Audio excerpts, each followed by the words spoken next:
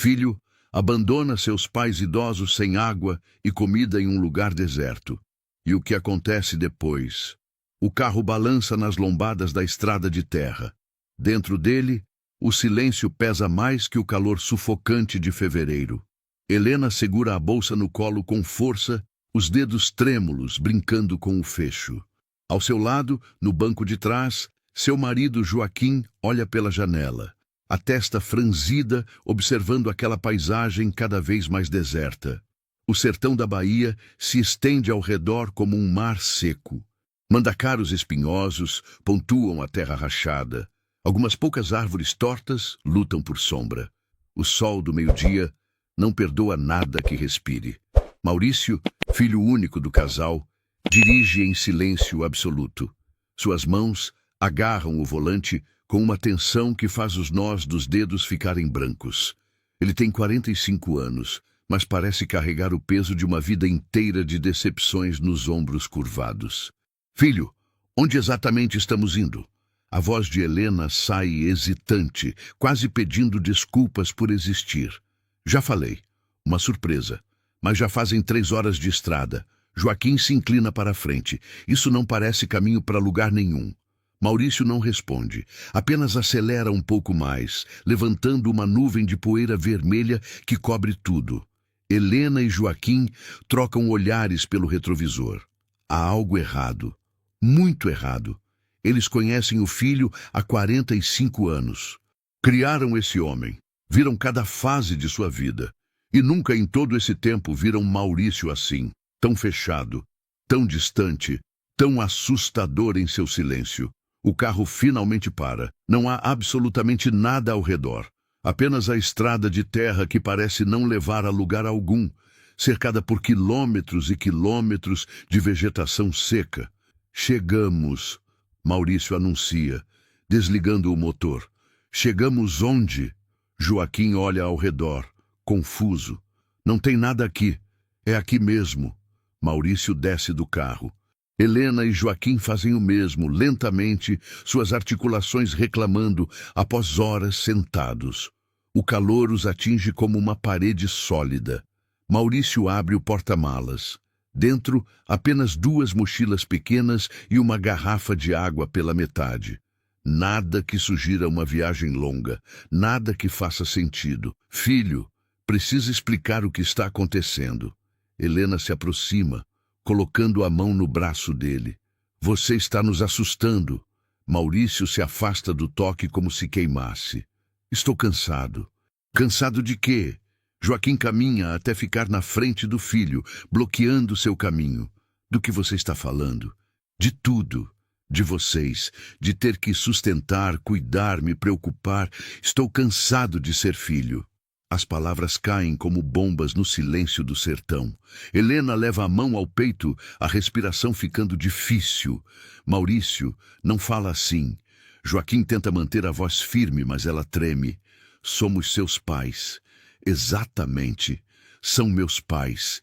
Minha responsabilidade. Meu fardo. Fardo. Helena sente as lágrimas começarem a escorrer. Como você pode chamar a gente de fardo? Porque é o que são. Maurício explode, toda a raiva e frustração de anos finalmente vindo à tona. Toda semana é alguma coisa. Remédio, médico, conta, problema. Eu perdi meu emprego há 1 ano. Minha esposa me deixou. Estou afundado em dívidas e ainda tenho que cuidar de vocês. Nós nunca pedimos muito, Joaquim diz, mantendo a dignidade mesmo com as lágrimas nos olhos. Sempre nos viramos como pudemos. Não é suficiente, nunca foi suficiente. Maurício volta para o carro, entra e liga o motor. A compreensão começa a surgir nos olhos de Helena, lenta e aterrorizante. Maurício, não. Ela corre para a porta do motorista. Pelo amor de Deus, filho, não faça isso. Vão dar um jeito, sempre deram. Não tem nada aqui. Joaquim grita, sua voz ecoando no vazio. Não tem água, não tem comida. Não tem ninguém. A gente vai morrer. Maurício olha para o pai através do vidro. Por um momento, apenas um momento, algo passa por seus olhos. Dúvida, remorso, mas desaparece tão rápido quanto veio. Sinto muito. O carro começa a se mover. Helena se agarra à porta, mas suas mãos velhas escorregam. Ela cai de joelhos na terra quente enquanto o veículo acelera. Maurício! Joaquim corre alguns passos atrás do carro. Volta aqui, por favor! Mas o carro não para. Fica cada vez menor na estrada empoeirada até desaparecer completamente, deixando apenas o rastro de poeira que logo se dissipa no ar quente. Helena está no chão, soluçando. Joaquim fica parado, olhando fixamente para onde o carro desapareceu, como se esperando que ele voltasse. Como se tudo fosse apenas um pesadelo do qual vão acordar. Mas não acordam. O sol continua implacável. O silêncio é absoluto, quebrado apenas pelos soluços de Helena. Joaquim finalmente reage. Vai até a esposa, ajoelha-se ao lado dela e a envolve nos braços. Os dois choram juntos, abraçados no meio daquela imensidão vazia. Ele nos deixou para morrer. Helena sussurra entre soluços. Nosso filho nos deixou para morrer. Joaquim não responde. Não há palavras para o que estão sentindo. Traição não é palavra forte o suficiente. Abandono não captura a dimensão do horror. Eles ficam ali, abraçados, enquanto o sol continua sua jornada pelo céu. Eventualmente, os soluços de Helena diminuem. Ela se afasta um pouco, limpando o rosto com as mãos sujas de terra. O que a gente faz agora? Joaquim olha ao redor, avaliando a situação com a objetividade que consegue reunir. Eles estão no meio do nada. A estrada vai em duas direções, ambas aparentemente infinitas. Não há sinais de vida em nenhuma direção. O sol está implacável. Precisa sair desse sol primeiro. Vem. Ele ajuda Helena a se levantar, e os dois caminham até uma árvore seca a uns 30 metros da estrada. Não oferece muita sombra, mas é melhor que nada. Sentam-se encostados no tronco áspero. Joaquim tira o chapéu e abana Helena, tentando dar algum alívio do calor. Tem água? Helena verifica a bolsa. Dentro, apenas a carteira, alguns papéis, remédios. Nenhuma água. Maurício não deixou nada. Não tem. Ele não deixou nada pra gente. A realidade da situação começa a se estabelecer. Estão sozinhos, sem água, sem comida, sem abrigo adequado. Dois idosos, Helena com 68 anos, Joaquim com 71, no meio do sertão baiano em pleno verão. Quanto tempo a gente aguenta sem água? Helena pergunta, embora já conheça a resposta. Joaquim não mente para ela.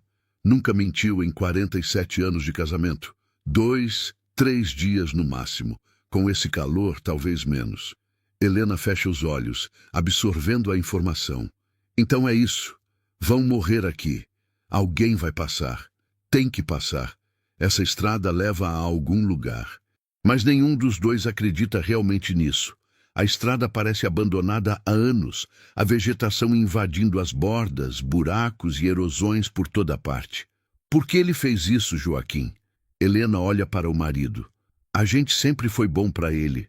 Sempre amou, cuidou, deu tudo o que podia. Joaquim não tem resposta. Também se pergunta isso. Tentam relembrar sinais, momentos que deveriam ter percebido, palavras que deveriam ter prestado mais atenção. Mas não há nada. Ou talvez sempre houve, e eles escolheram não ver. Se inscreva no canal e comenta aqui embaixo de qual cidade você está assistindo. Deixa seu like para nos ajudar a continuar trazendo histórias reais e impactantes. O dia vai passando lentamente. O sol eventualmente começa a descer, mas o calor permanece. Helena está cada vez mais fraca, a desidratação já começando a fazer efeito. Joaquim também sente a boca seca, a língua inchando, mas tenta não demonstrar.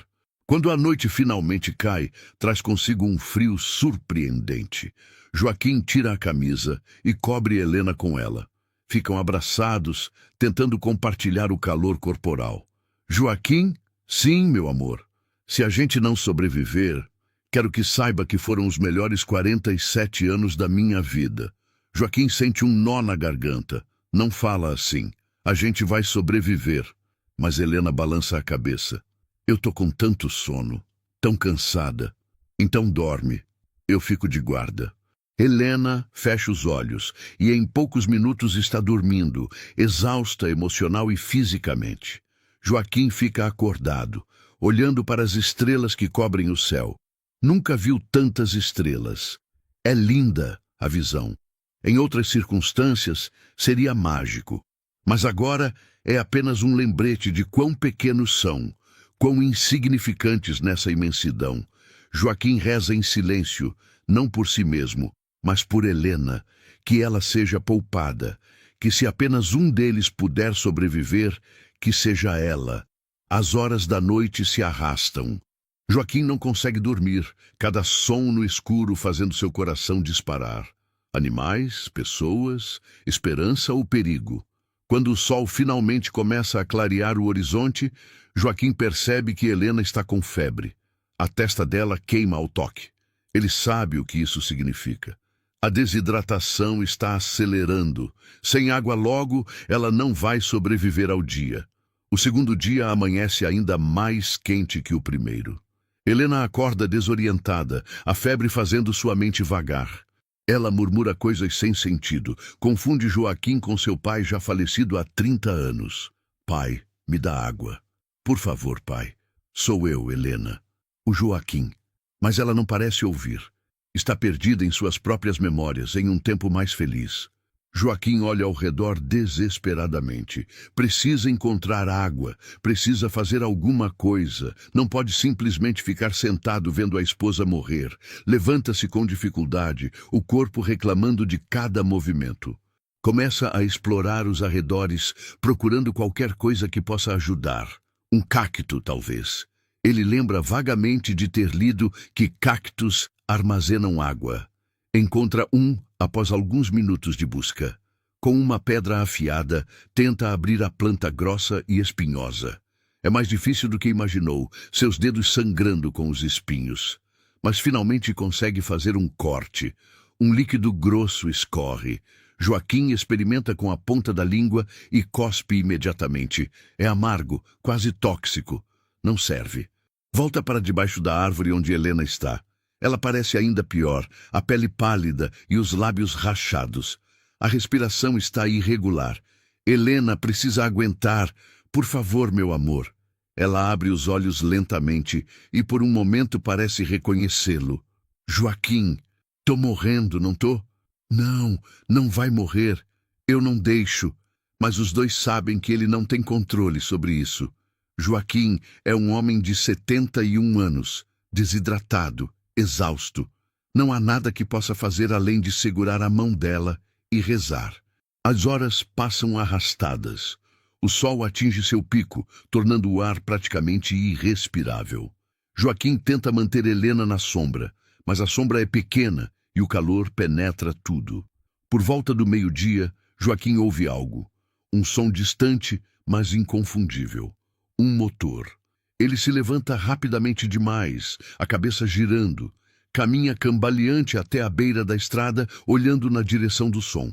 Lá, ao longe, uma nuvem de poeira. Um veículo está vindo. Joaquim acena freneticamente usando a camisa como bandeira. Grita com toda a força que ainda tem, embora saiba que estão longe demais para ouvir. Aqui! Socorro! Por favor! O veículo se aproxima. É uma caminhonete velha, provavelmente de algum fazendeiro local. Joaquim continua acenando, seu coração batendo tão forte que dói. Por favor, veja a gente. Por favor. A caminhonete diminui a velocidade. Está vendo. Vai parar. Mas então, inexplicavelmente, o veículo acelera novamente, passando em alta velocidade e levantando uma nuvem de poeira que faz Joaquim tossir violentamente. Não! Ele grita atrás do carro que já está longe. Volta! Por favor! Mas o carro desaparece, deixando apenas poeira e desespero. Joaquim cai de joelhos ali mesmo na estrada, soluçando. Tão perto, estavam tão perto de serem salvos. Joaquim é a voz fraca de Helena. Ele limpa rapidamente as lágrimas e volta para debaixo da árvore. Passou um carro, mas não parou. Helena não parece surpresa. Apenas aceita mais essa crueldade como inevitável. Tá tudo bem. Não era para ser. Não desiste. Por favor, não desiste. Mas Helena está desistindo. Joaquim vê nos olhos dela, na forma como seu corpo está desmoronando. Ela está deixando ir. Joaquim se deita ao lado dela, ignorando o chão quente. Envolve-a nos braços, decidindo que se ela vai morrer, vai ser nos braços dele, com amor. Eu te amo tanto, Helena. Tanto. Também te amo. Sempre amei. Lembra quando a gente se conheceu? Você trabalhava na biblioteca da escola. Helena sorri fracamente, a memória ainda clara apesar da febre. E você passava lá todo dia só para me ver. Fingia que estava estudando, mas na verdade ficava me olhando. Era a coisa mais bonita que eu já tinha visto. E continua sendo. Helena fecha os olhos, ainda sorrindo. Joaquim a segura mais apertado, sussurrando memórias de sua vida juntos. O casamento simples na igreja do bairro. O dia que Maurício nasceu. As férias que tiraram em Porto Seguro quando ainda tinham dinheiro. As pequenas alegrias de uma vida comum, mas cheia de amor. Joaquim percebe quando Helena para de respirar. A princípio, pensa que ela apenas adormeceu, mas então nota a imobilidade completa, a ausência do movimento sutil do peito, subindo e descendo. Helena, ele sacode suavemente. Helena, acorda! Mas ela não acorda. Nunca mais vai acordar. O grito que sai de Joaquim é primitivo, animal. É a dor de 47 anos de amor terminando assim, cruel e injustamente. É a raiva contra o filho que causou isso. É desespero absoluto. Ele fica ali, segurando o corpo da esposa, chorando até não ter mais lágrimas. O sol continua sua jornada, indiferente ao sofrimento humano abaixo. Eventualmente, Joaquim se força a se levantar. Não pode deixá-la ali no chão. Com as últimas forças que tem, arrasta o corpo de Helena para debaixo da árvore, posiciona-a com cuidado. Fecha seus olhos. Desculpa, meu amor. Desculpa por não ter conseguido te salvar. Ele se senta ao lado do corpo, segurando a mão já fria. E espera. Espera pela própria morte, que certamente virá logo. Sem Helena, não há razão para lutar. Sem ela, não há nada. O segundo dia se transforma em segunda noite. Joaquim permanece ao lado de Helena, conversando com ela como se ainda pudesse ouvi-lo. Lembra quando o Maurício ganhou aquele prêmio na escola? Você estava tão orgulhosa. A gente achou que ele ia ser alguém grande, fazer grandes coisas. Nunca imaginamos... A voz dele falha. Como a gente errou tanto? Como a gente criou alguém capaz de fazer isso?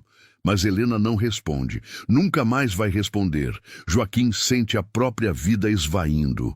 A desidratação está em estágio avançado. Sua língua está tão inchada que mal consegue engolir. A visão está turva nas bordas. O corpo está desistindo. Ele se deita ao lado de Helena, entrelaçando os dedos com os dela. Já vou, meu amor, já vou te encontrar. Fecha os olhos, pronto para deixar ir, pronto para juntar-se à esposa onde quer que esteja. Mas então ouve algo. Vozes, distantes, mas definitivamente vozes. Joaquim tenta abrir os olhos, mas estão pesados demais. Tenta gritar, mas não sai som. Seu corpo simplesmente não responde mais. As vozes ficam mais próximas. Passos, mãos tocando seu rosto. Tem dois aqui. Um homem, uma mulher. O homem ainda está respirando. Chama a ambulância. Rápido. Joaquim sente que está sendo movido, mas é como se estivesse acontecendo com outra pessoa. Está distante, flutuando. A última coisa que pensa antes de perder completamente a consciência é Helena. Preciso ficar com Helena, mas a escuridão o engole completamente. Joaquim acorda em uma cama. Por um momento, pensa que está em casa, que tudo foi apenas um pesadelo horrível. Mas quando abre os olhos, vê paredes brancas, equipamentos médicos, tubos conectados em seus braços. Hospital. Senhor Joaquim, pode me ouvir? Uma enfermeira se aproxima, verificando os monitores. Onde? A voz sai rouca, irreconhecível. Onde eu tô?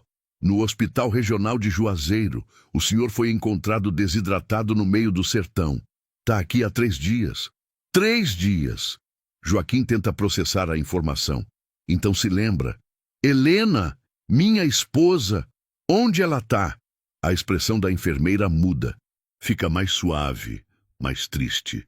Senhor Joaquim, ela tá bem. Por favor, me diz que ela tá bem. Sinto muito. Quando encontraram vocês, ela já tinha falecido. Não conseguimos fazer nada. A dor que atinge Joaquim é física. Ele sente o peito contrair, a respiração ficar difícil. Quer gritar, mas não tem força. Não, não. Helena, minha Helena. A enfermeira coloca a mão em seu ombro, reconfortando. Sinto muito pela sua perda. Foi meu filho. Joaquim agarra o braço dela. Foi meu filho que fez isso. Ele nos abandonou lá. Matou ela. A enfermeira troca olhares com outra que acabou de entrar. Tem 2 policiais aqui que precisam falar com o senhor, mas só quando estiver pronto. Quero falar agora. Agora. Os policiais entram. São 2 homens de meia idade, seus rostos mostrando que já viram muita coisa, mas ainda capazes de choque e indignação. Senhor Joaquim, sou o delegado Silva. Pode nos contar o que aconteceu? E Joaquim conta tudo. Cada detalhe doloroso. A viagem, o abandono, a morte de Helena. Os policiais tomam notas, suas expressões ficando cada vez mais sombrias. O senhor conhece o endereço atual de seu filho? Última vez que soube, morava em Salvador. Não sei o endereço exato, mas minha nora deve saber. Quer dizer, ex-nora. Eles se separaram. Vamos precisar de todas as informações que o senhor tiver. Nome completo, últimos contatos, tudo. Maurício Costa Santos, 45 anos. Trabalhava como gerente de loja, mas perdeu o emprego. Joaquim fornece todos os detalhes que consegue lembrar. Os policiais prometem agir rapidamente. Isso é tentativa de homicídio, senhor Joaquim. Na verdade, conseguimos provar. Será homicídio doloso. Sua esposa faleceu como resultado direto das ações dele. Quero que ele pague. Joaquim sente a raiva crescer, uma raiva que supera até a dor. Quero que ele pague por tirar ela de mim. Vamos fazer tudo ao nosso alcance. Nos dias seguintes, enquanto Joaquim se recupera no hospital, a história ganha as notícias locais. Filho abandona pais idosos no deserto. Esposa morre. A indignação pública é imediata e feroz. Jornalistas tentam entrevistar Joaquim, mas ele se recusa a falar. Não quer transformar a morte de Helena em espetáculo. Uma assistente social chamada Beatriz é designada para ajudá-lo. Ela é uma mulher de 50 anos, cabelos grisalhos, olhos gentis, mas tristes por tudo que já viu. Senhor Joaquim, precisamos fazer os arranjos para o funeral de Dona Helena. Funeral. A palavra soa irreal. Como ele vai enterrar a mulher que amou por 47 anos? Não tenho dinheiro para funeral. A prefeitura vai cobrir os custos básicos e teve uma vaquinha online. As pessoas ficaram tocadas com sua história. Não quero caridade. Não é caridade. São pessoas querendo ajudar. Querendo que Dona Helena tenha um descanso digno. Joaquim eventualmente concorda. Não tem forças para lutar contra isso também. O funeral é realizado uma semana após sua internação. Joaquim recebe alta especialmente para isso, mas precisa voltar para o hospital depois. A igreja está surpreendentemente cheia. Pessoas que nunca conheceram Helena estão ali, prestando respeito. Vizinhos antigos de Joaquim e Helena vieram de Salvador. Estranhos que se comoveram com a história. Joaquim se senta na primeira fileira, olhando para o caixão fechado. Não consegue acreditar que Helena está ali dentro. Não consegue aceitar que nunca mais vai vê-la, ouvi-la, tocá-la. O padre fala palavras de conforto sobre o céu, sobre reencontros eternos. Mas Joaquim mal ouve. Está perdido em suas memórias, repassando cada momento que tiveram juntos, desejando desesperadamente ter mais tempo. Após o enterro, Beatriz o leva de volta para o hospital. Tem notícias sobre meu filho? Tem. A polícia o localizou em Salvador. Ele foi preso ontem. Bom, mas Joaquim não sente a satisfação que esperava. Apenas vazio. Senhor Joaquim, precisa pensar sobre o que vai fazer quando receber alta. Tem para onde ir? Não. A casa onde moravam com Helena foi vendida para pagar dívidas. Não tem família além de Maurício. Posso ajudar a procurar um abrigo ou... Não vou para abrigo. Então, o que o senhor quer fazer? Joaquim não sabe. Honestamente, não sabe se quer fazer alguma coisa. Sem Helena, o futuro parece apenas um vazio interminável. 2 semanas após o funeral, Joaquim recebe alta do hospital. Beatriz conseguiu um quarto temporário para ele em uma pensão modesta em Juazeiro, pago por 2 meses com o dinheiro da vaquinha online. O quarto é pequeno, apenas uma cama, um armário e uma janela que dá para a rua movimentada. É impessoal, frio. Não é lar. Nunca será. Joaquim passa os primeiros dias apenas existindo. Acorda, come o mínimo necessário, volta para a cama. Não liga à televisão, não lê, não faz nada. Apenas fica ali olhando para o teto, pensando em Helena. Beatriz visita regularmente. Precisa sair, Sr. Joaquim. Ficar trancado aqui não é saudável. Para quê? Porque o senhor ainda está vivo. E enquanto estiver, precisa viver. Mas Joaquim não vê sentido em viver. Helena era seu sentido. Era sua razão. Sem ela, é apenas um homem velho esperando a morte. O processo criminal contra Maurício avança. O advogado de defesa tenta alegar transtorno mental, dificuldades financeiras extremas. Mas a promotoria é implacável. Durante uma das audiências preliminares, Joaquim vê o filho pela primeira vez desde o abandono. Maurício está magro, pálido, claramente sofrendo. Quando seus olhos encontram os do pai, ele começa a chorar. Pai, me desculpa. Por favor, me desculpa. Joaquim o olha sem expressão. Não sente raiva naquele momento. Não sente nada. É como olhar para um estranho.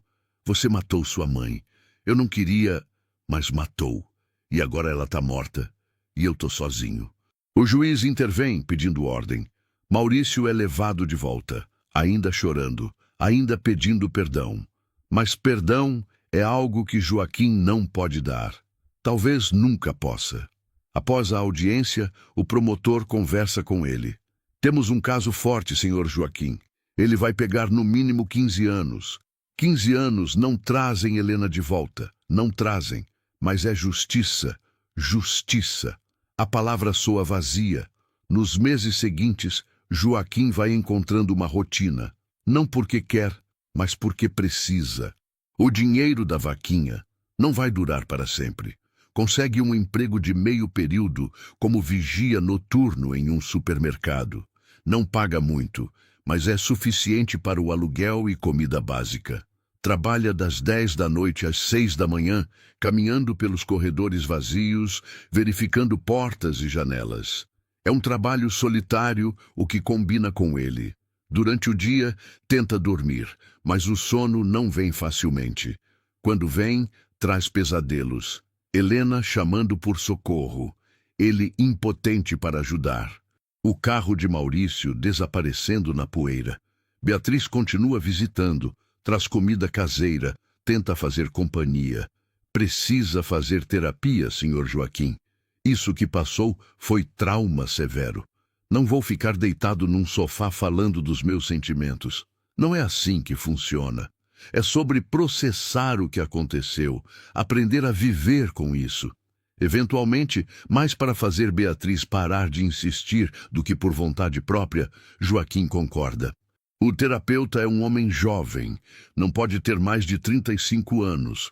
Joaquim inicialmente resiste. O que você sabe sobre perder alguém assim? Mas o terapeuta Eduardo é paciente. Tem razão. Não passei pelo que o senhor passou, mas posso ajudar a processar o trauma, a encontrar formas de continuar. As primeiras sessões são difíceis. Joaquim não quer falar, não quer abrir, mas Eduardo é persistente, gentil. Gradualmente, Joaquim começa a se abrir. Fala sobre Helena, sobre a vida que tiveram. Sobre Maurício, sobre como não entende onde erraram. Vocês não erraram necessariamente, Eduardo explica. As pessoas fazem escolhas, mas escolhas às vezes. Isso não é reflexo de como foram criadas sempre. Mas ele é meu filho, minha responsabilidade. Era seu filho quando criança, mas se tornou um homem que fez suas próprias escolhas. E essas escolhas foram terríveis, mas são dele, não suas. É um conceito difícil de aceitar, mas Joaquim tenta. 6 meses após a morte de Helena, o julgamento finalmente acontece. O tribunal está lotado, jornalistas, curiosos, pessoas indignadas com o caso. Maurício entra algemado, escoltado por policiais. Está ainda mais magro, o rosto marcado pelo sofrimento. Joaquim está na primeira fileira, ao lado de Beatriz, que insistiu em acompanhá-lo. Ele olha para o filho e ainda não sente nada além de vazio. A promotoria apresenta seu caso metodicamente. Fotos do local onde foram abandonados. Laudos médicos sobre a causa da morte de Helena. Depoimentos de peritos sobre as condições extremas do sertão. Não há dúvida sobre o que aconteceu. Maurício abandonou deliberadamente seus pais idosos em condições que sabia serem letais. Planejou isso com antecedência. A defesa tenta argumentar transtorno mental, depressão severa, uma quebra psicótica. Trazem psiquiatras que avaliam que Maurício sofria de depressão profunda e pensamento suicida, mas a promotoria contra-ataca. Se estava tão perturbado, por que não buscou ajuda? Por que escolheu levar os pais inocentes consigo em sua autodestruição? Chega o momento de Joaquim testemunhar. Ele caminha até o banco das testemunhas com passos lentos, a bengala que agora precisa usar batendo no chão. Senhor Joaquim, o promotor começa, pode nos contar com suas próprias palavras o que aconteceu naquele dia? E Joaquim conta. Sua voz é firme, sem emoção aparente. Relata os fatos como se estivesse contando a história de outra pessoa. O passeio inesperado, o abandono, os 2 dias esperando por socorro, a morte de Helena em seus braços. Quando termina, há silêncio absoluto no tribunal. Alguns espectadores estão chorando. A defesa tem alguma pergunta para a testemunha.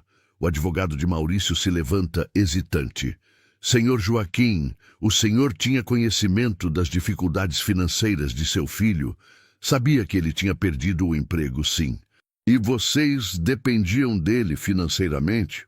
Parcialmente. Ele ajudava com algumas coisas, mas tínhamos nossa aposentadoria.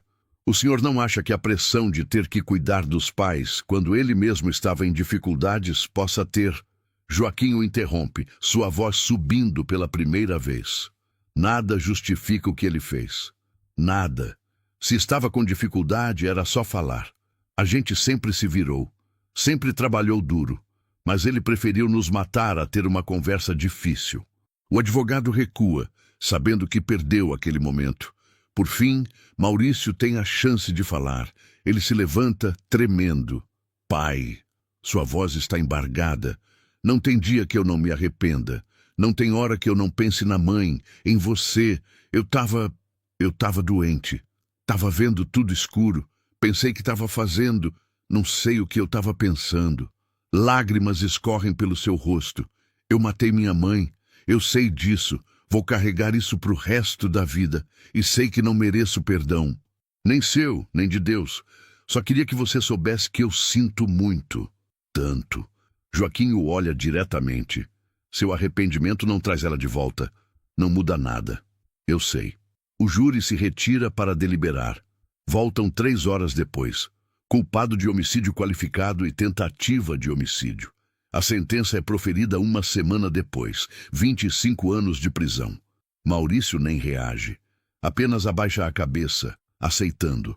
Ao sair do tribunal, jornalistas cercam Joaquim. Senhor Joaquim, está satisfeito com a sentença? Ele para, olha para as câmeras. Minha esposa está morta.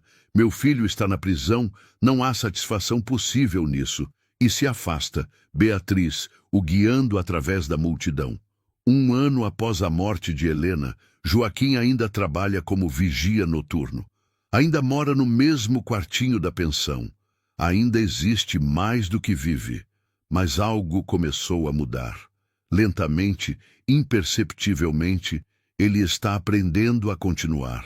Eduardo, o terapeuta, nota isso nas sessões. Você está fazendo progresso, Sr. Joaquim. Não parece, mas está.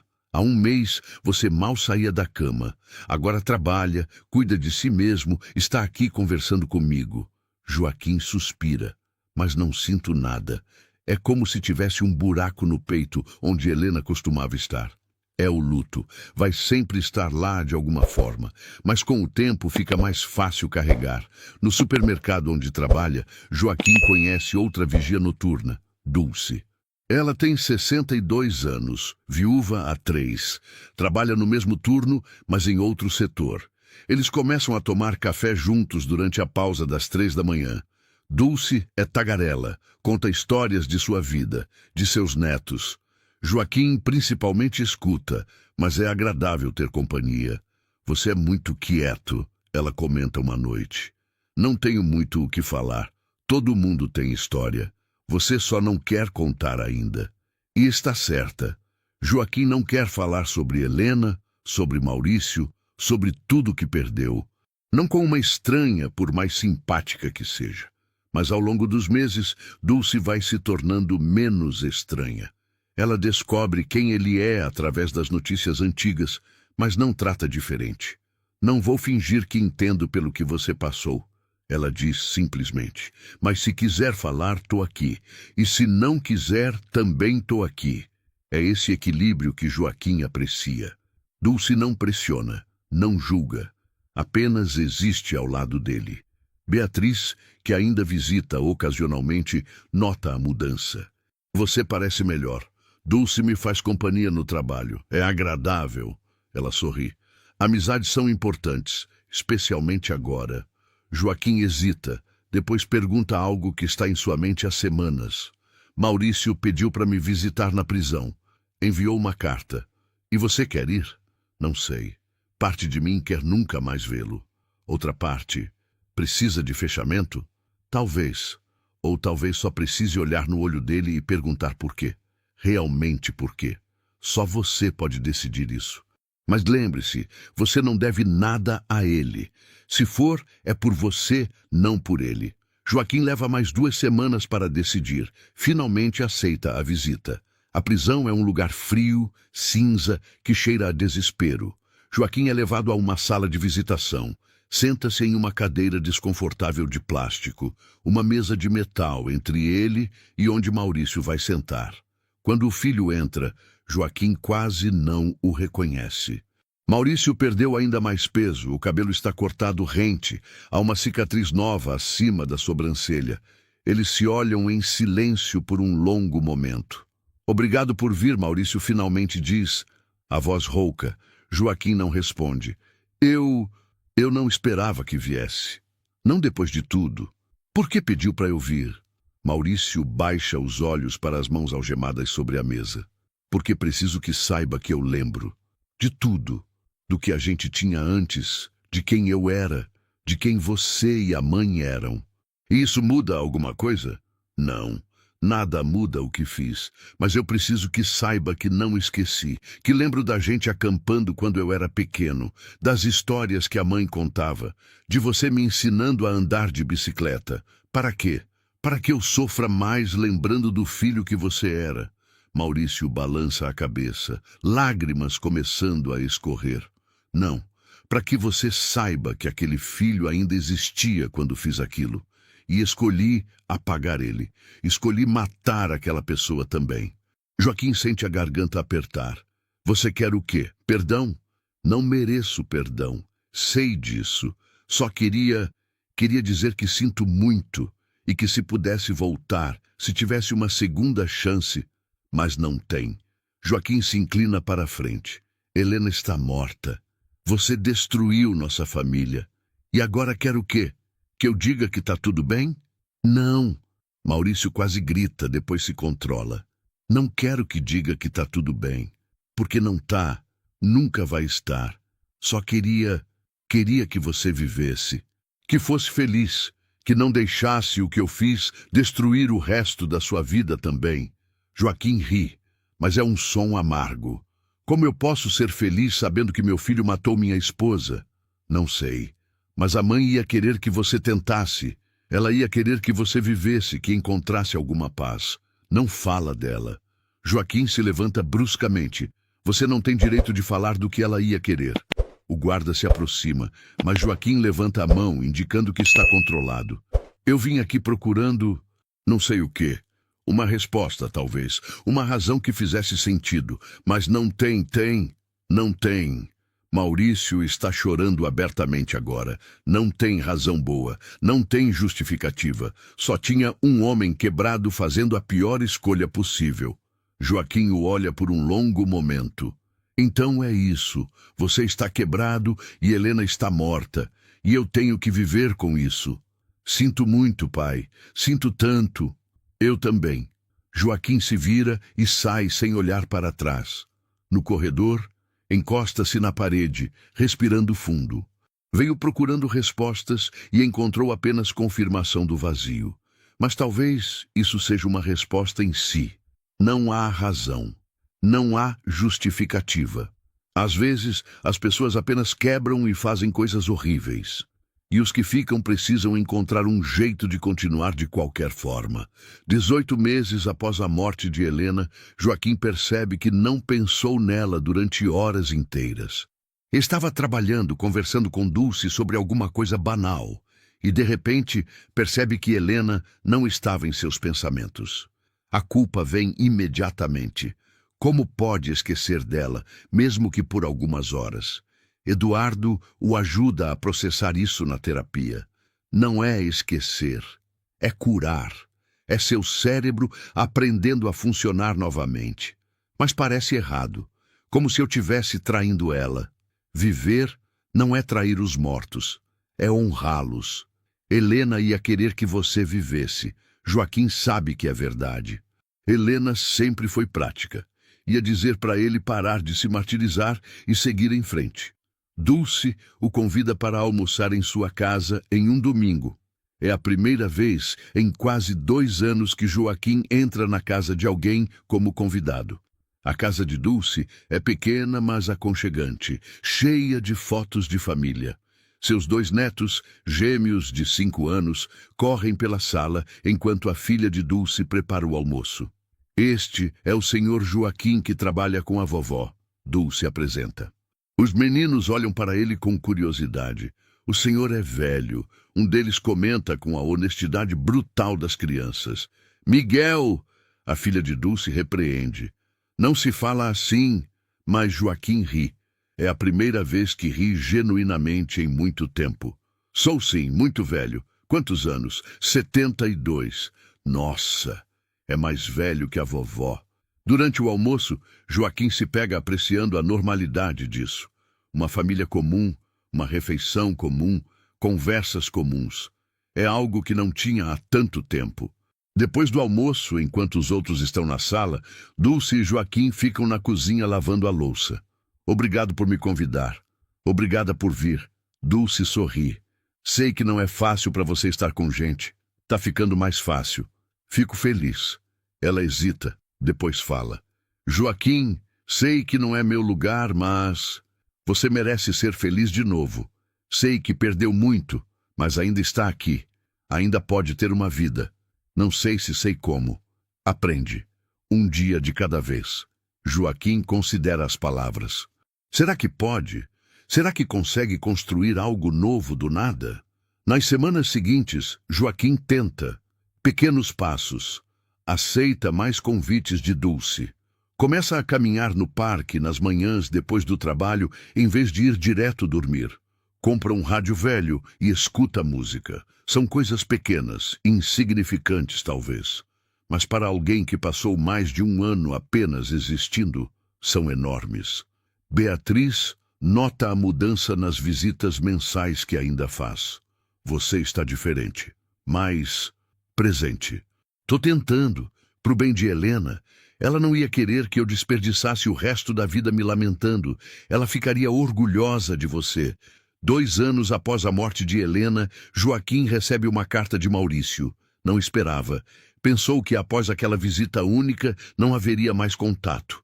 Mas abre a carta e lê. Pai, não espero resposta. Não mereço. Mas queria que soubesse algumas coisas. Comecei a trabalhar na biblioteca da prisão. Estou lendo muito, aprendendo. Faço terapia obrigatória, mas também voluntária. Estou tentando entender quem eu era, quem me tornei, quem posso ainda ser. Não é desculpa, não muda nada, mas achei que devia saber. Também queria dizer que penso na mãe todo dia. Falo com ela, mentalmente. Peço desculpas que sei que ela não pode ouvir. Às vezes, imagino que ela me responde dizendo que me perdoa. Sei que é fantasia, mas me ajuda a continuar. Você não precisa me perdoar. Não precisa responder. Só queria que soubesse que estou tentando ser melhor, mesmo sabendo que nunca vou conseguir apagar o que fiz. Maurício. Joaquim lê a carta 3 vezes. Não sabe o que sentir. Raiva, alívio, indiferença. Mostra a carta para Eduardo na próxima sessão. Como você se sente sobre isso? Confuso. Parte de mim quer que ele sofra para sempre. Outra parte, não sei. Talvez espere que ele se torne melhor, mesmo sabendo que não muda nada. As duas coisas podem ser verdade. Você pode querer justiça e ainda esperar redenção. Mas redenção é possível para algo assim? Não sei. Eduardo é honesto. Mas talvez a questão não seja se ele pode ser redimido. É se você pode encontrar paz independente disso. É uma perspectiva que Joaquim nunca considerou. Sua paz não precisa depender de Maurício. Pode ser algo que ele constrói sozinho. 3 anos após a morte de Helena, Joaquim toma uma decisão importante. Vai visitar o túmulo dela pela primeira vez desde o enterro. Beatriz oferece levá-lo e ele aceita. O cemitério é tranquilo, bem cuidado. A lápide de Helena é simples, apenas seu nome, datas e as palavras amada esposa e mãe. Joaquim se ajoelha diante da lápide, passando os dedos pelas letras gravadas. Oi, meu amor. Desculpa ter demorado tanto para vir. Beatriz se afasta discretamente, dando privacidade. Não sabia o que dizer. Ainda não sei, mas achei que devia vir, conversar com você como sempre fizemos. Ele se senta no chão, ignorando a grama úmida. Tem sido difícil sem você, tem dias que eu não sei como continuar, mas tenho tentado. Conheci uma amiga, Dulce. Você ia gostar dela. É forte como você era. Diz as coisas direto, sem papas na língua. Uma brisa suave passa, movendo as folhas das árvores próximas. O Maurício tá na prisão. Vai ficar muito tempo. Ele escreve para mim às vezes. Eu não respondo, mas leio. Acho que ele está tentando ser melhor. Não sei se importa mais. Joaquim sente as lágrimas começarem.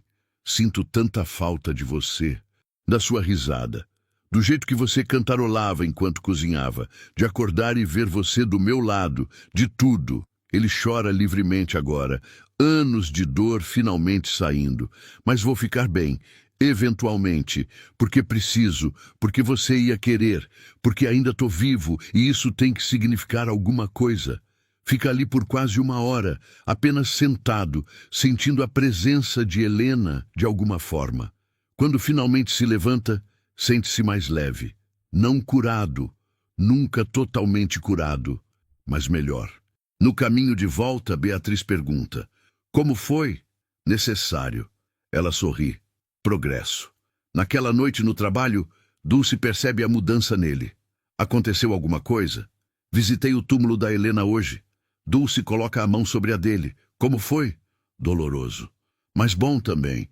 Como dizer adeus de verdade. Às vezes a gente precisa disso. Dulce olha para longe, para suas próprias memórias. Quando meu marido morreu, levei meses para conseguir ir ao cemitério.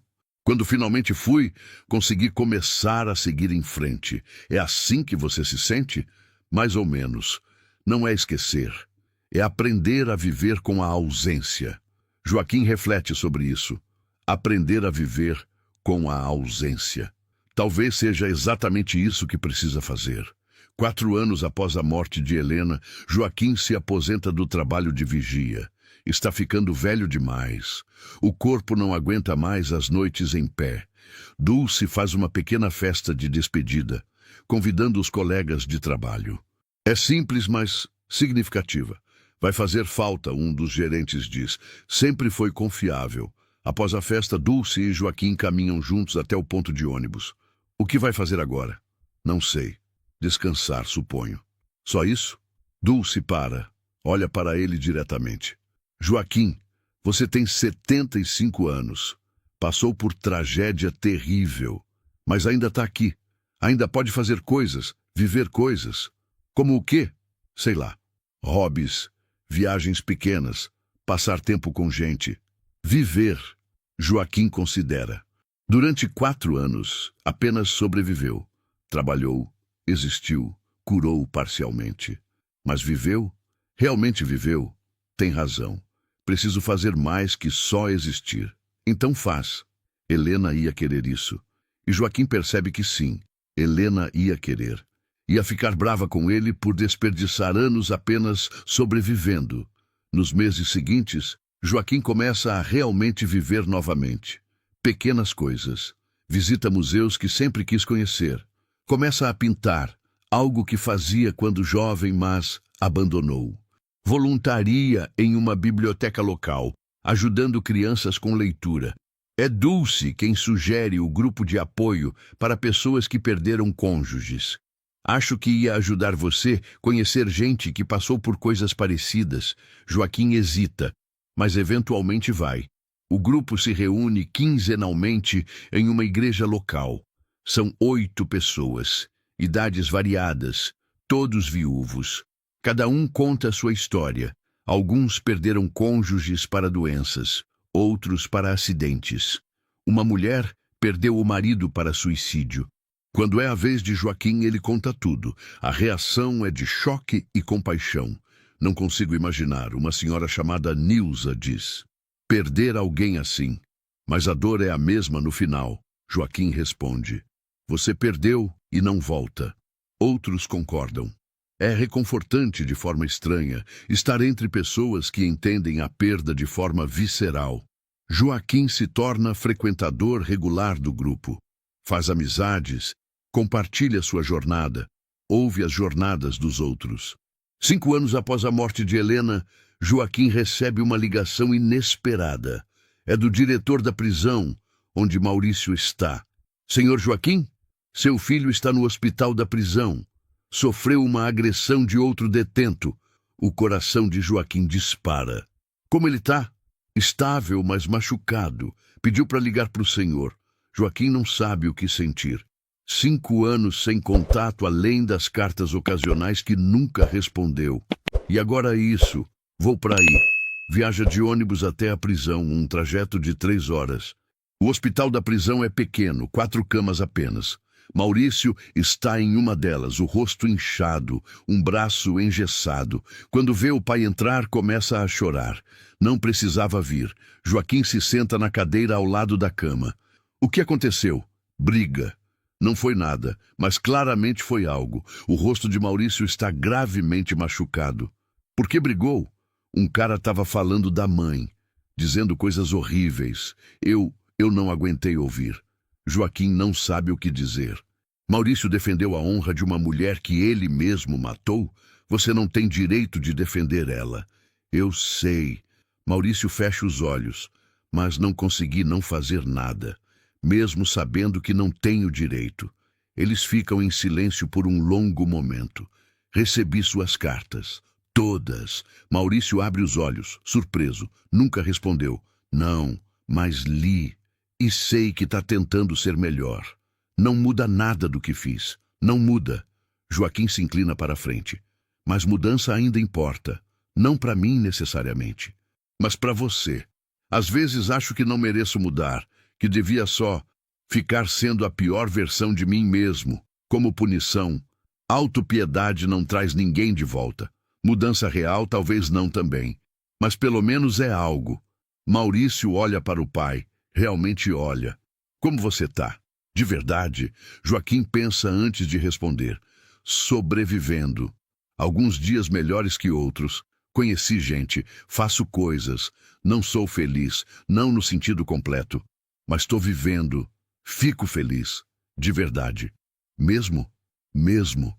Porque se você tivesse morrido também, se tivesse desistido, seria mais uma morte na minha consciência.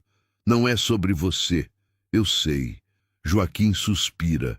Mas tudo sempre volta para você de alguma forma, não volta? Maurício não tem resposta para isso. Joaquim fica mais uma hora. Conversam sobre coisas superficiais.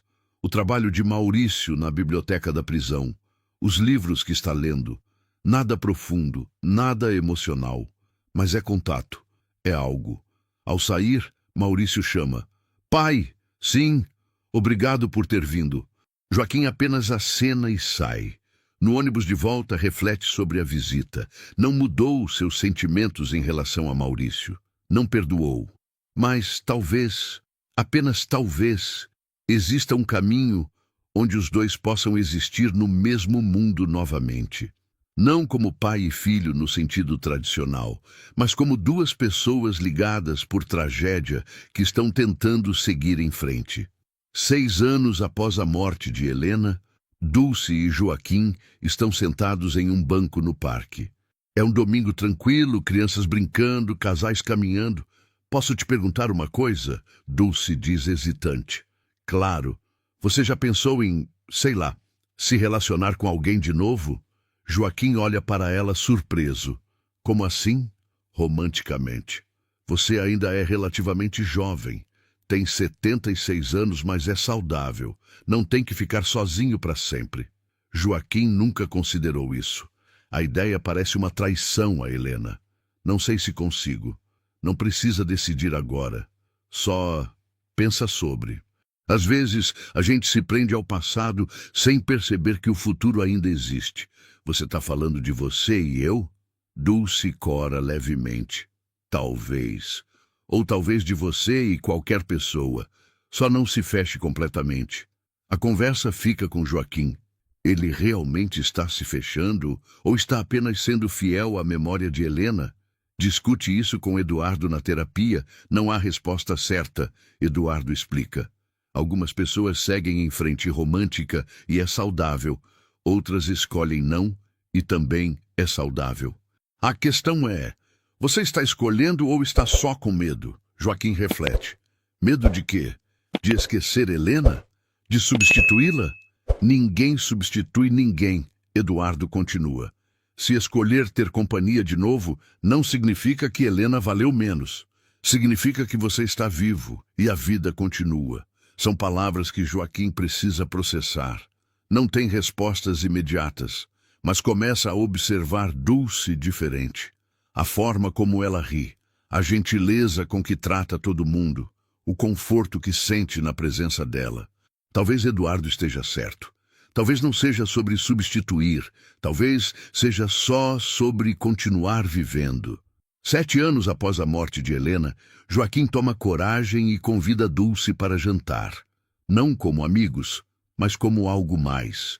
Ela aceita com um sorriso que mostra que estava esperando. O restaurante é simples, nada elegante, mas a comida é boa e a companhia melhor. Conversam sobre tudo e nada. Joaquim se pega rindo genuinamente, algo que não faz há tanto tempo. No final da noite, caminhando Dulce até sua casa, ele diz, me sinto culpado. Por quê? Por estar feliz, por estar aqui com você. Parece errado. Dulce para, vira-se para ele. Joaquim, sua esposa está morta há 7 anos. Você sofreu, chorou, passou por inferno e ainda está aqui. Ter momentos de felicidade não é traição, é sobrevivência. Ela tem razão. Joaquim sabe que tem. Mas saber intelectualmente e sentir emocionalmente são coisas diferentes. Nos meses seguintes, Joaquim e Dulce começam um relacionamento. É diferente do que ele tinha com Helena. Mais calmo, mais amadurecido. Não há a paixão ardente da juventude, mas há companheirismo, compreensão, carinho.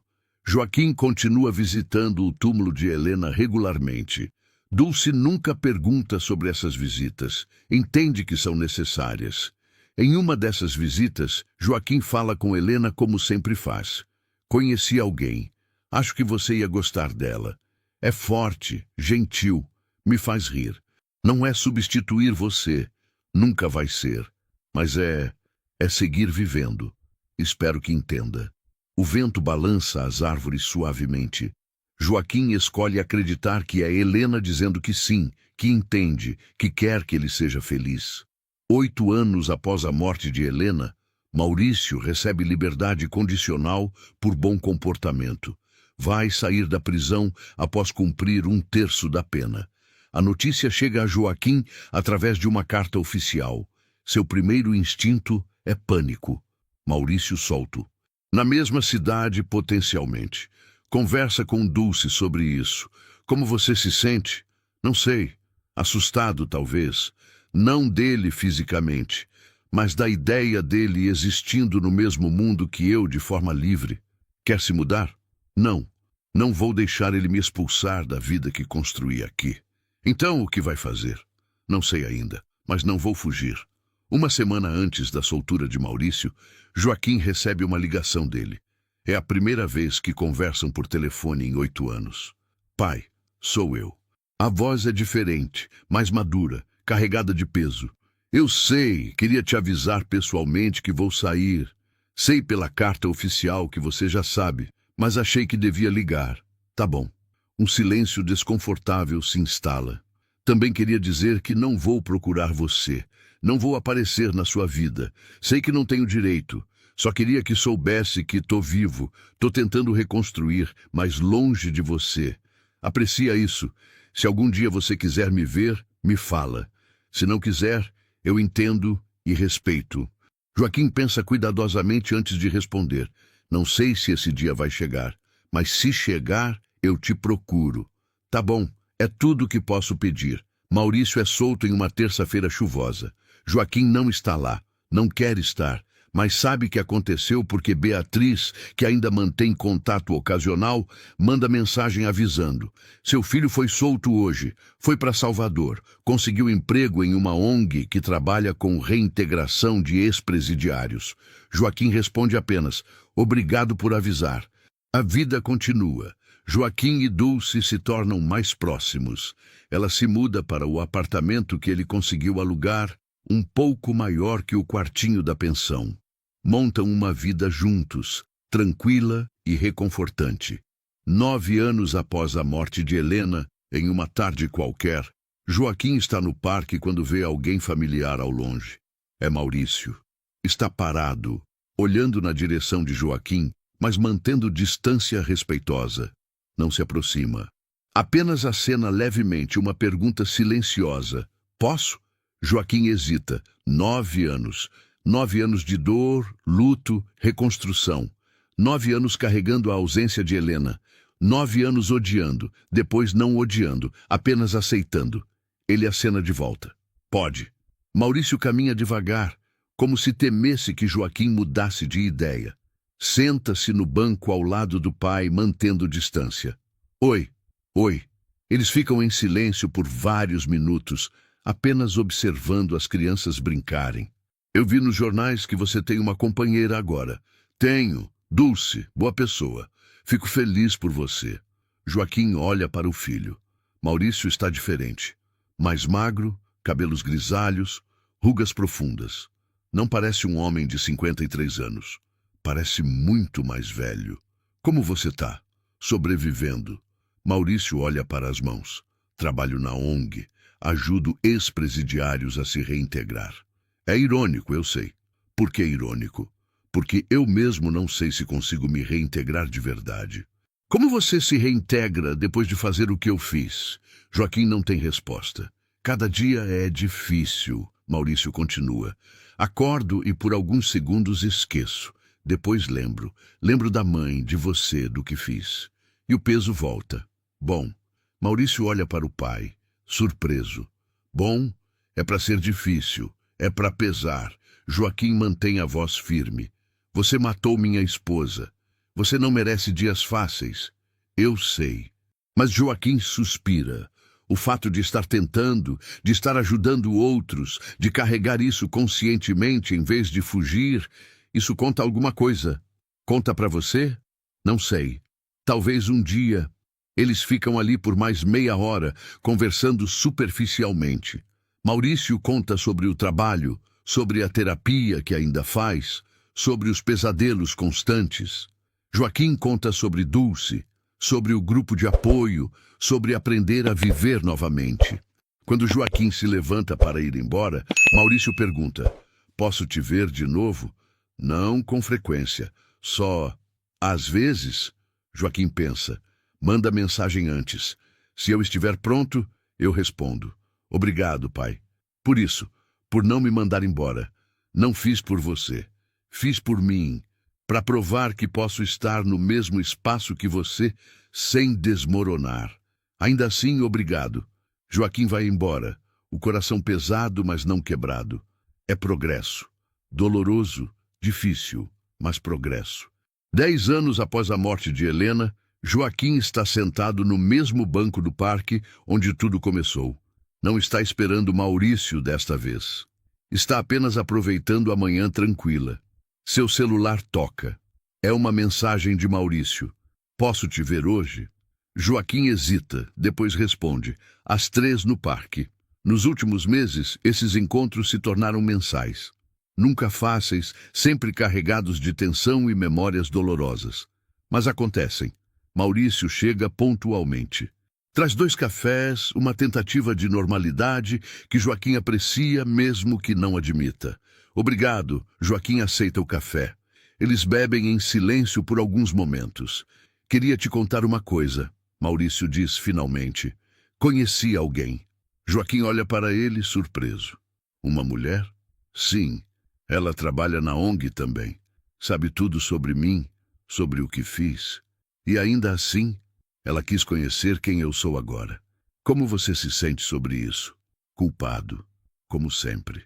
Culpado por ter momentos de felicidade quando a mãe não pode ter mais nada." Joaquim entende esse sentimento intimamente, mas Helena não ia querer que você parasse de viver, assim como não ia querer que eu parasse. "Você acha?" "Sei. Sua mãe era prática. Ia dizer para parar de se martirizar e fazer algo de bom com o tempo que resta." Maurício sorri tristemente. "Ela sempre foi a sábia." Não era sábia. Era real. Eles continuam conversando. Maurício conta sobre Teresa, a mulher que conheceu. Sobre como ela o desafia a ser melhor, a não se esconder atrás da culpa. Joaquim conta sobre a vida com Dulce, sobre o grupo de apoio que ainda frequenta, sobre as pequenas alegrias de uma vida simples. "Você é feliz, pai?" "Às vezes." Joaquim é honesto. "Não todo dia. Tem dias que acordo e a ausência da sua mãe me atinge como um trem. Mas tem dias que acordo e sinto gratidão por ainda estar aqui, por ter Dulce, por ter construído algo novo." "Sente que pode perdoar algum dia?" A pergunta paira no ar como fumaça. "Não sei." Joaquim olha diretamente para o filho. "Honestamente, não sei se perdão é possível para algo assim. Mas aceitação talvez seja. Aceitar que aconteceu, que não posso mudar, que preciso seguir em frente de qualquer forma. Isso é suficiente para mim, mais do que mereço." Os meses passam, os encontros continuam. Joaquim conhece Teresa em um dos encontros e fica impressionado com a força dela, com a clareza que tem sobre quem Maurício foi e quem está tentando se tornar. Ela não minimiza o que ele fez, Joaquim conta para Dulce naquela noite, mas também não o define só por aquilo. É equilibrado. Parece uma boa pessoa para ele. É, e isso me deixa confuso, porque parte de mim não quer que ele seja feliz, mas outra parte quer que ele seja melhor. Exatamente. 11 anos após a morte de Helena, Joaquim recebe um convite inesperado. Maurício vai casar com Teresa e quer que o pai esteja presente. Joaquim mostra o convite para Dulce. "Você quer ir?" "Não sei. Parte de mim acha absurdo. Ele matou Helena e agora quer que eu celebre a felicidade dele. E a outra parte? A outra parte lembra que pedi para ele viver, para fazer algo de bom. E se ele encontrou alguém que faz ele querer ser melhor? Talvez eu deva reconhecer isso." Dulce pega a mão dele.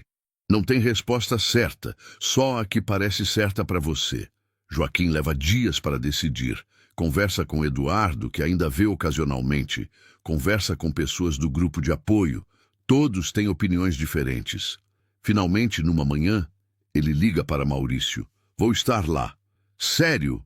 A voz de Maurício está cheia de emoção. Sim, mas não como pai do noivo. Como alguém que reconhece seu esforço de ser melhor. É mais do que esperava. Obrigado, pai. O casamento é simples, em um pequeno salão com cerca de 30 pessoas. Joaquim e Dulce sentam-se no fundo, observando. Teresa é uma mulher de 40 anos, cabelos escuros, olhar determinado. Quando troca votos com Maurício, fala sobre segundas chances, sobre ver a pessoa que alguém está tentando se tornar e não apenas quem foram. Joaquim sente algo se mover em seu peito. Não é perdão, não exatamente, mas é um reconhecimento de humanidade. Maurício fez algo horrível e imperdoável, mas ainda é humano, ainda pode ter momentos de luz. Após a cerimônia, Maurício se aproxima com Teresa. Pai, essa é a Teresa. É um prazer conhecê-lo, Sr. Joaquim. Teresa estende a mão. Maurício me contou tudo. Sobre sua esposa, sobre o que aconteceu. Sinto muito pela sua perda. Joaquim aperta a mão dela, vendo sinceridade nos olhos. Obrigado. Sei que minha presença na vida dele pode ser difícil para você, mas quero que saiba que estou aqui para ajudá-lo a ser melhor. Não para apagar o passado, mas para construir algo melhor no futuro. Aprecio isso. O encontro é breve. Joaquim e Dulce saem logo após, mas é significativo. Um reconhecimento de que a vida continua, mesmo após tragédia. No caminho de volta para casa, Dulce pergunta: como você se sente? Cansado. Joaquim encosta a cabeça na janela, mas também aliviado de alguma forma. Como se tivesse fechado um capítulo que precisava ser fechado. É progresso? É. Joaquim pega a mão dela. Lento, doloroso, mas é progresso. 12 anos após a morte de Helena, Joaquim completa 79 anos. A saúde está declinando. Nada sério ainda, mas o corpo lembrando que é mortal. As articulações doem mais, a respiração fica curta com pequenos esforços, a memória às vezes falha. Dulce cuida dele com paciência e amor. Eles têm uma rotina tranquila. Café da manhã juntos na varanda, caminhadas curtas pelo quarteirão quando ele está com energia, tardes assistindo novelas antigas que Dulce adora e Joaquim finge reclamar. Maurício liga semanalmente agora. Às vezes conversam por minutos, às vezes por horas. A relação nunca será o que foi. Não pode ser. O fantasma de Helena está sempre ali, entre eles, um lembrete constante do imperdoável. Mas é algo, é contato, é tentativa. Em uma dessas ligações, Maurício compartilha uma notícia que faz o coração de Joaquim parar. Pai, preciso te contar uma coisa. Teresa está grávida. O silêncio que segue é pesado, carregado de emoções complexas que Joaquim nem consegue nomear. Joaquim, você tá aí? Tô só processando. Sei que é complicado. Sei que parece errado eu ter essa chance quando a mãe não tá aqui pra... Para. Joaquim interrompe. Não faça isso. Não transforme a felicidade em culpa. Mas como eu posso não sentir culpa? Porque culpa não muda nada. Joaquim suspira. Você vai ser pai. E vai ter a chance de ser o pai que devia ter sido filho. A chance de fazer diferente. Tô apavorado. E se eu estragar de novo? E se eu... Então você vai ter que trabalhar todo dia para garantir que não estraga. Joaquim mantém a voz firme. Mas também precisa acreditar que pode ser melhor. Essa criança merece um pai que acredita em si mesmo. Você acha que posso ser bom nisso? Não sei. Mas vi você tentar pelos últimos 12 anos. Vi você ir para terapia, trabalhar duro, ajudar outras pessoas. Isso conta.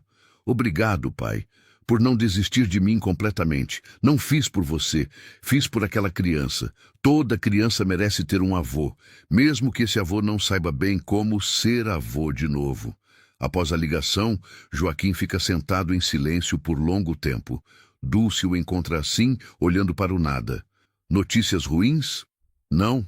Joaquim balança a cabeça. Confusas. Maurício vai ser pai. Dulce se senta ao lado dele, pega sua mão. E como você se sente? Como eu deveria me sentir? Meu filho, que matou minha esposa, vai ter um filho. Vou ser avô de novo. Mas Helena nunca vai conhecer esse neto. Nunca vai segurar, cantar para dormir, fazer as coisas que avós fazem. Não vai mesmo. E isso é injusto e horrível. Mas essa criança não tem culpa de nada. Joaquim olha para Dulce. E eu quero conhecer. Quero fazer parte da vida dela. Isso me faz uma pessoa horrível. Faz de você uma pessoa humana, com sentimentos complicados e contraditórios, mas humana. 6 meses depois, Maurício liga no meio da noite. Pai, ela nasceu. É uma menina. Parabéns. Como estão mãe e bebê? Bem. Cansadas, mas bem. Maurício hesita. Pai, demos o nome dela de Helena. Joaquim sente as lágrimas começarem instantaneamente. Vocês deram o nome da sua mãe? Se você não quiser, a gente muda. Mas achamos que seria uma forma de honrar ela, de manter o nome dela vivo, de... Não. Joaquim limpa as lágrimas. Não muda. É uma honra. Helena ia gostar de saber que o nome dela continua. Quer vir conhecer ela? Joaquim olha para Dulce, que acena encorajadoramente. Amanhã. Vou amanhã. No hospital, Joaquim entra no quarto com passos hesitantes. Teresa está na cama, exausta, mas radiante, segurando um pequeno embrulho rosa. Maurício está ao lado, olhando para a filha com uma mistura de amor e terror. Oi, pai. Maurício se aproxima. Quer conhecer sua neta? Joaquim se aproxima da cama. Teresa lhe estende o bebê cuidadosamente. Joaquim pega a menina e, quando ela abre os olhos, seu coração se parte e se reconstrói ao mesmo tempo. Ela tem os olhos de Helena, os mesmos olhos castanhos claros, com aquelas manchinhas douradas. É como olhar através do tempo, ver sua esposa novamente. Ela é perfeita, Joaquim sussurra. Igual a avó, Maurício diz, a voz embargada. Joaquim passa mais de 1 hora segurando a pequena Helena, conversando baixinho com ela, contando histórias sobre a outra Helena, a que ela nunca vai conhecer, mas cujo nome carrega. Quando finalmente a devolve para Teresa, Maurício o acompanha até o corredor. Obrigado por vir. Sei que não foi fácil. Não foi, Joaquim admite, mas era necessário. Ela precisa ter família, e eu preciso lembrar que a vida continua, mesmo quando achamos que não deveria. Você vai ser um ótimo avô para ela. Vou tentar. Joaquim olha através da janela do quarto, onde Teresa está amamentando a bebê. E você vai ser o pai que essa menina merece. Não o filho que foi para sua mãe, mas o pai que sua filha precisa. Prometo. Todo dia, prometo tentar. Nas semanas seguintes, Joaquim visita a pequena Helena regularmente. Observa como Maurício é com ela, gentil, atento, apavorado de errar. É diferente de como foi com ele quando Maurício nasceu, quando ainda havia inocência e esperança não manchadas por tragédia. Dulce também se apaixona pela bebê. As 2 Helenas, ela diz, rindo. Uma que perdemos e uma que ganhamos. Não é substituição, Joaquim ressalta rapidamente. Eu sei, Dulce pega sua mão, mas é continuidade. É a vida insistindo em seguir, mesmo quando tentamos pará-la. Joaquim começa a levar um diário para as visitas. Nele, escreve histórias sobre Helena, sua esposa. Sobre como eles se conheceram, os sonhos que tinham, as aventuras pequenas de uma vida comum, mas cheia de amor. É para quando ela crescer, ele explica para Maurício, para que ela saiba quem era a mulher cujo nome carrega. Maurício lê as primeiras entradas e chora. Obrigado por isso, pai, por manter a memória dela viva. Não é por você, Joaquim diz, mas sem crueldade. É por ela e por Helena, porque ela merece ser lembrada por mais do que como ela morreu. 13 anos após a morte de Helena, Joaquim tem um susto de saúde. Uma dor no peito durante a noite que os faz correr para o hospital. É um problema cardíaco menor, nada fatal ainda, mas um aviso claro de que o tempo está passando. Fica internado por 1 semana. Dulce está ao seu lado constantemente, dormindo em uma cadeira desconfortável, recusando-se a ir para casa. Maurício visita diariamente, às vezes trazendo a pequena Helena, agora com 1 ano, cuja risada ilumina o quarto de hospital cinza. Uma noite, quando está apenas ele e Maurício no quarto, a bebê já tendo ido para casa, Joaquim diz algo que estava guardando. Preciso te dizer uma coisa. Maurício se inclina para a frente tenso. Se eu morrer... Pai, não fala assim. Você vai ficar bem. Deixa eu terminar. Joaquim levanta a mão. Se eu morrer, quero que saiba que não te odeio. Não mais. Maurício começa a chorar silenciosamente, lágrimas escorrendo pelas bochechas. Não sei se te perdoei completamente. Acho que parte de mim nunca vai conseguir. Como eu perdoo alguém por tirar o amor da minha vida? Joaquim também está chorando agora. Mas não te odeio e reconheço que você tentou, realmente tentou ser melhor. Não sei o que dizer, pai. Não precisa dizer nada. Só continue sendo melhor. Continue sendo o pai que sua filha precisa. Continue honrando a memória da sua mãe, sendo o homem que ela teria querido que você fosse. Prometo. Maurício pega a mão do pai. Todos os dias prometo. E me promete mais uma coisa. O que for. Quando eu morrer, enterra minhas cinzas com as dela. No mesmo lugar, pra gente ficar junto de novo. Maurício soluça mais forte. Prometo, pai. Prometo. Joaquim não morre daquela vez. Recebe alta 1 semana depois e volta para casa com Dulce, com instruções médicas estritas e uma nova apreciação pela fragilidade da vida. Mas a conversa fica com os dois, pai e filho. É o mais próximo de perdão que Joaquim consegue oferecer. E talvez seja suficiente. 14 anos após a morte de Helena, a pequena Helena dá seus primeiros passos. É em uma tarde de domingo, na casa de Joaquim e Dulce. Todos estão lá, Maurício, Teresa e a menina que agora tem 2 anos e está determinada a andar sozinha. Vem, Helena. Joaquim está agachado, braços estendidos. Vem com o vovô. A menina hesita, depois dá um passo trêmulo, depois outro, depois cai sentada, rindo. Quase. Teresa aplaude, tenta de novo e ela tenta.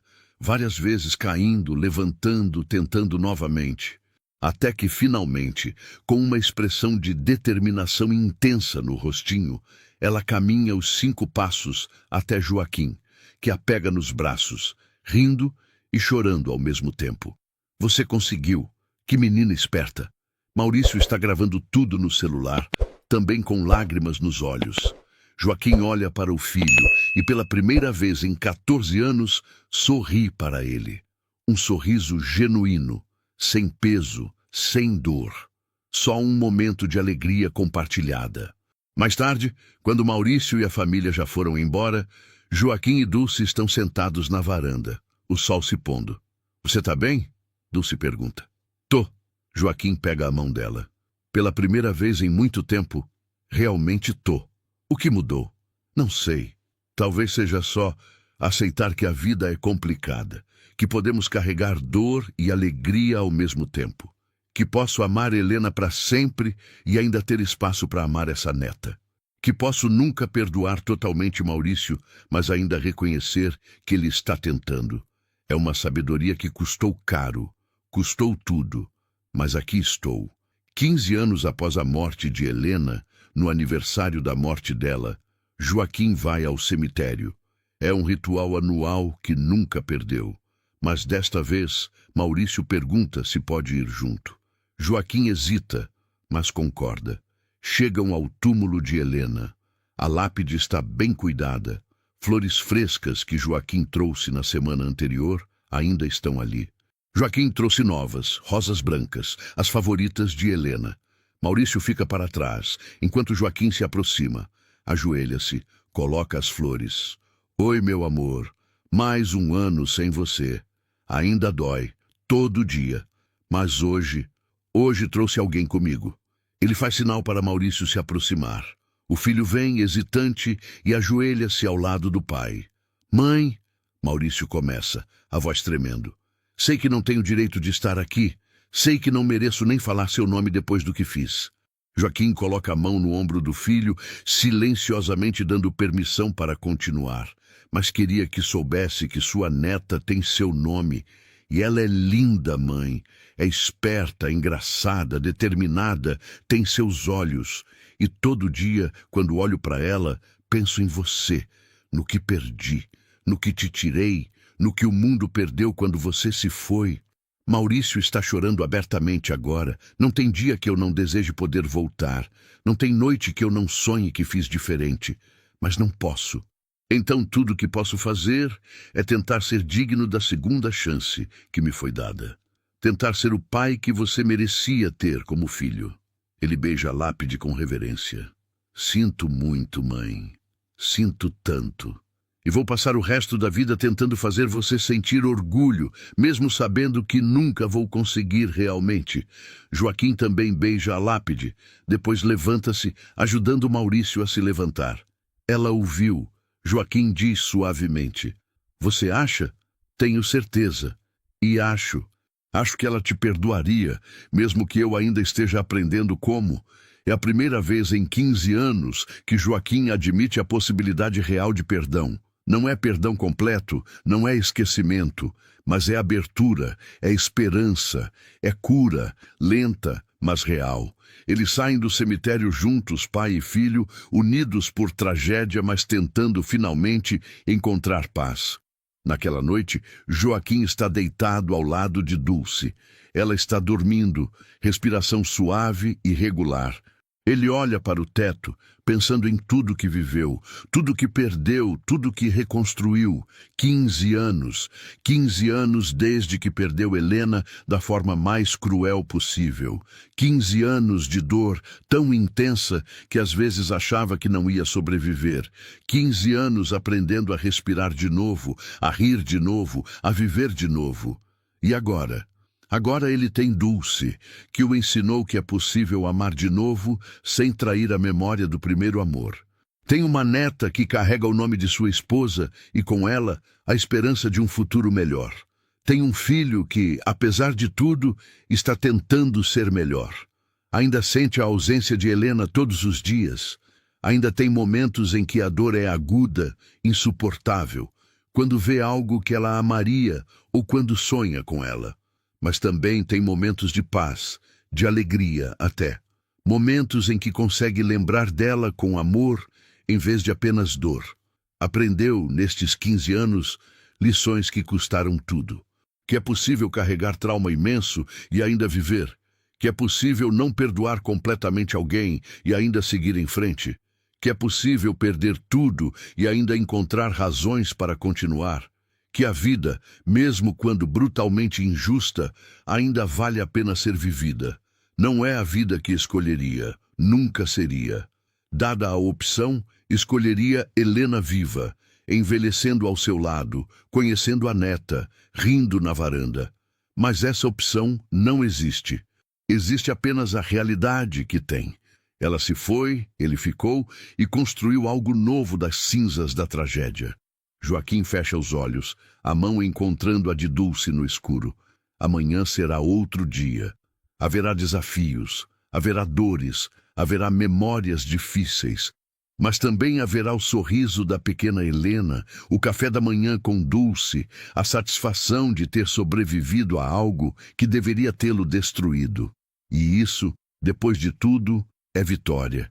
Pequena, imperfeita, mas vitória. É mais do que suficiente. É vida. E enquanto há vida, há significado, há propósito, há esperança. Joaquim dorme e, pela primeira vez em muito tempo, sonha com Helena sem acordar chorando. No sonho, eles estão na primeira casa, dançando na sala vazia, jovens e apaixonados. Ela sorri para ele, aquele sorriso que iluminava o dia mais escuro. "Você fez bem", ela diz no sonho. "Você sobreviveu, viveu, amou de novo. Fez bem. Sinto sua falta." Ele responde: "Eu sei, mas está na hora de soltar um pouco. Não esquecer, nunca esquecer. Mas soltar, viver o tempo que te resta completamente, não pela metade. Posso fazer isso?" "Pode. E quando seu tempo chegar, vou estar esperando. Mas até lá, vive. Pelo 2. Vive. Joaquim acorda com o sol entrando pela janela. Dulce está fazendo café, o cheiro enchendo a casa. Seu celular mostra uma foto que Maurício enviou. A pequena Helena dormindo, abraçada a um ursinho de pelúcia. E Joaquim percebe que Helena, sua Helena, estava certa. É hora de viver completamente. Não esquecer, jamais esquecer, mas viver pelos dois, pelo amor que compartilharam e pela vida que ainda lhe resta. Levanta-se, vai até a cozinha, abraça Dulce por trás. Bom dia, meu amor. Bom dia. Ela se vira, vê algo diferente em seus olhos. Você tá bem? Tô. Joaquim sorri. Realmente tô. E é verdade. Depois de 15 anos, finalmente está bem. Não completamente curado, nunca será. Mas bem, em paz, vivendo. E é tudo que pode pedir. Tudo que precisa. É suficiente. Se essa história tocou seu coração de alguma forma, deixe seu comentário contando o que você sentiu. Compartilhe com alguém que precisa ouvir sobre perdão, reconstrução e a força incrível do espírito humano. E se ainda não é inscrito no canal, se inscreva agora para não perder nossas próximas histórias reais de superação. Obrigado por ter assistido até o final e por fazer parte dessa jornada conosco. Até a próxima.